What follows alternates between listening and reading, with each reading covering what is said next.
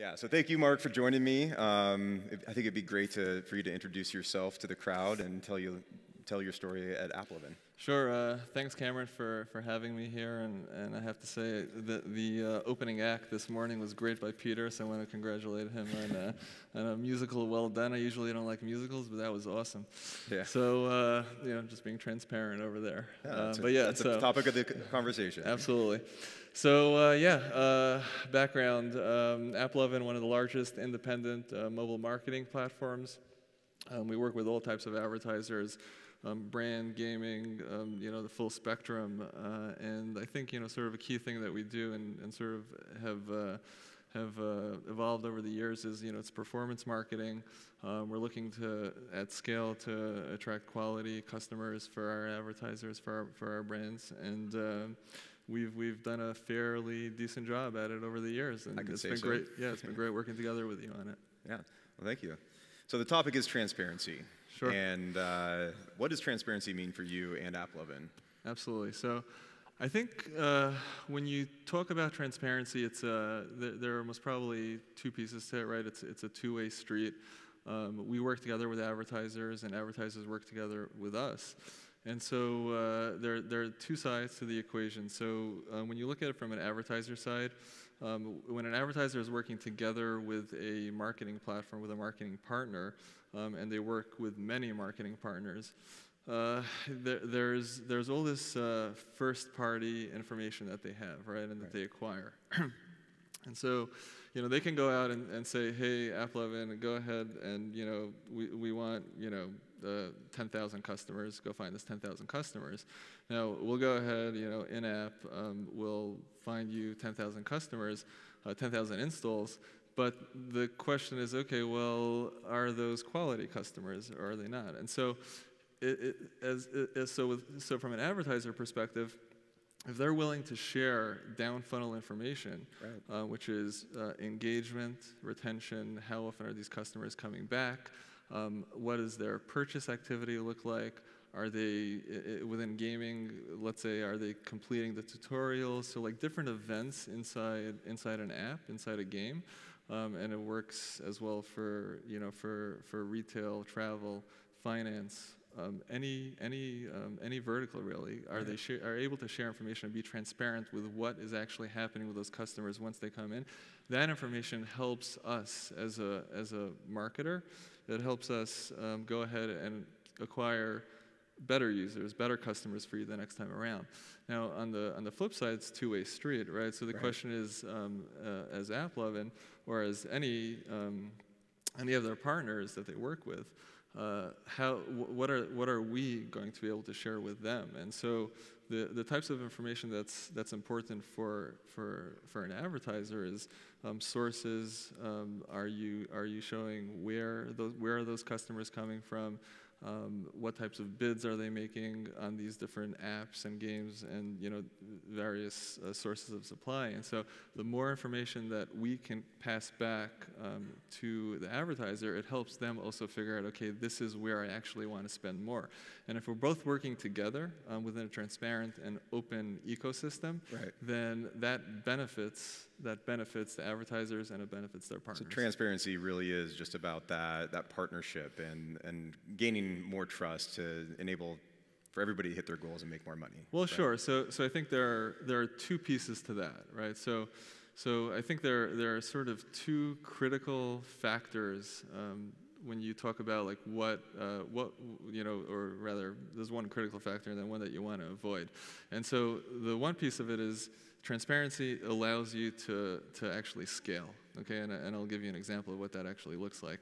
The other piece of it is sort of like a negative you want to avoid, is that it also helps you avoid fraud. Sure. And so what you'll see is in ecosystems where they're not fully transparent, so with partners, if an advertiser is running on a source that's not fully transparent, very often there'll be fraud over there also, and I can talk about what that looks like shortly, but let's talk about the positive first. So on the scale side, I spoke about the ability to look at sources or the ability to know where users are coming from, but really the point is that, like for us, and we see this all the time, when we're able to get down funnel information, events, purchase activity, whatever it is, we're able to optimize towards higher quality customers, Right. and we're able to optimize towards higher quality sources. And what that means is we'll actually go ahead and we'll bid up, we'll pay more for higher quality placements inside apps, and we'll pay less for lower quality placements.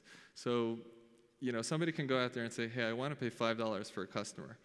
We say, well, okay, that's fine. We can go out there and pay $5 for a customer, but really, most probably what you should be doing is you should be paying $35 for the right customer. The right You're customer, paying for and you the should be value. paying 5 cents Yeah. for, you know, the customers that you don't want or just don't get them at all, basically. So being clear about what the objective is Yeah. again just a piece of the transparency that helps you go out there, and it's a dialogue, right?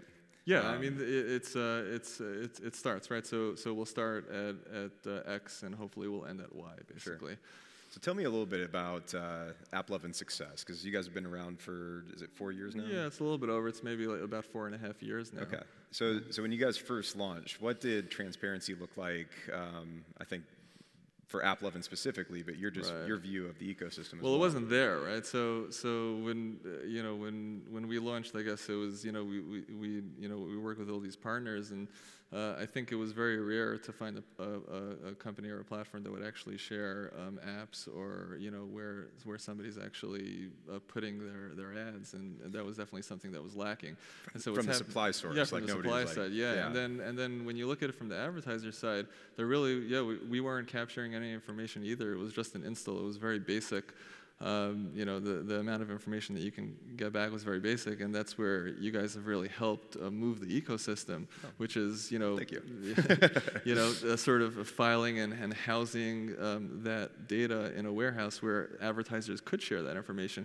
Because one of the major challenges then was, you know, a lot of people were even just running, you know, server to server. They weren't working with a partner like you. They were doing it themselves, and they were sending us information. And then, you know, if they would integrate with another partner or us, they would have to build something out custom. It was really challenging.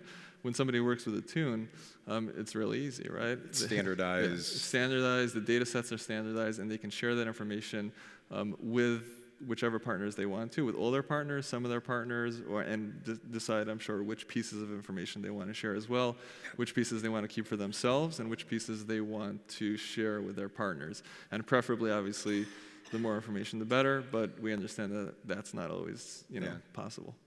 So over time, people like Tune have helped enable the transparency of the data. Are we at its apex? Have we got to the point where transparency should no longer be a conversation, and next post back we should have a conversation about something else? I think it's always going to be a conversation. Okay. Because there's always going to be question marks around sharing. There's certainly people that are concerned with where does that information actually go, data leakage, and who sees that information, and sort of sharing it with trusted partners. So I think earning trust, and it works both ways as well. So that's us sharing information with advertisers, and advertisers sharing information with us as a marketing platform. There's trust that needs to happen over there.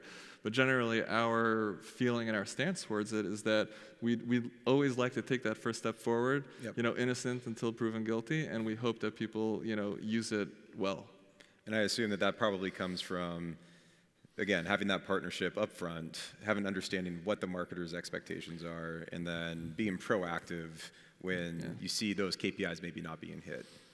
Yeah, I mean, we'll capture. You know, it's a process. So we'll start, like I said, we'll start somewhere, and then, you know, we'll move towards somewhere else. And very often we may not be. And you know, practically what that means is maybe we're receiving events, as an example. We're receiving that, hey, they got to level 3, or they've registered to become a customer. You know, for a retail shop, but they haven't actually purchased anything, and maybe we don't get that purchase information. They see, okay, hey, you guys are doing a fairly good job, you know, with this type of information. Well, is there more information that would actually be helpful to you? And say, hey, yeah, you know what, there is, and it would be great if we can get their first purchase, as an example, and then, you know, we sort of evolve it from there. So do you run into situations where people are giving you more binary answers of like, yes, you hit your KPI, but no, we're not going to tell you that it was a booking to... We do, and when that happens, it basically inhibits scale. So certainly there's an element of resource allocation that any company has, and that works from an advertiser perspective as well. And so, you know, if there are advertisers that are sharing more information, it helps us do a better job, and it helps us scale them in a better way and faster, and you know, with fewer problems. Right. And so we'll certainly tend to focus on those types of advertisers. And ultimately, what that means is that, you know, that's where the ecosystem's going to go, because an advertiser that doesn't share information, that sort of keeps everything to itself, and, you know, maybe just says, okay, we're going to do everything, you know, inside, and, you know, we'll see how it goes or whatever it is. That's fine, but then ultimately, you know, there's this process, and it might be 3 months, 6 months, a year, or 2 years, and they'll come around when they actually do want that scale in the mobile space. Yeah, I definitely think that that's something that we've seen at Tune is this concept of transparency through data, both from the supply sources providing where that traffic's coming from, what it's costing, but then also the advertiser giving that transparent information about, like, this is a really good user.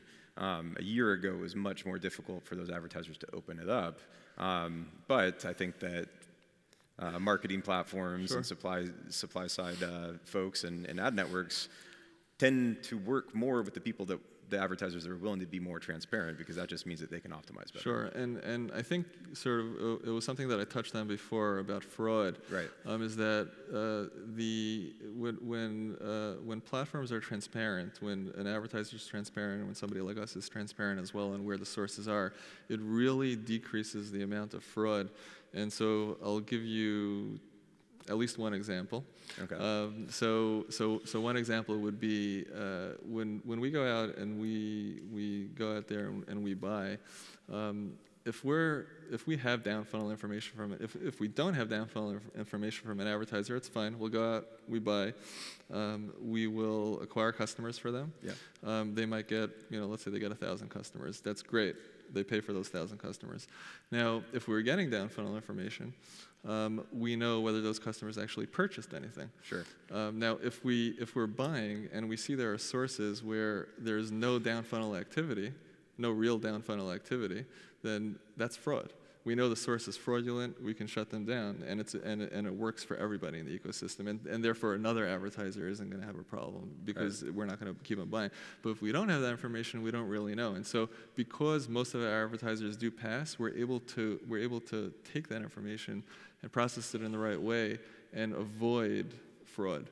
Great. You know. Yeah, I mean, like, transparency is this virtuous cycle of and it helps everybody, basically. Yeah. Very good. Well, thank you so much for joining us here at Postback. And just a reminder to everybody in the crowd, be transparent with each other, right? That's what we just learned. So thank you, and please give a round of applause for Mark. Thank you for having us. Yeah.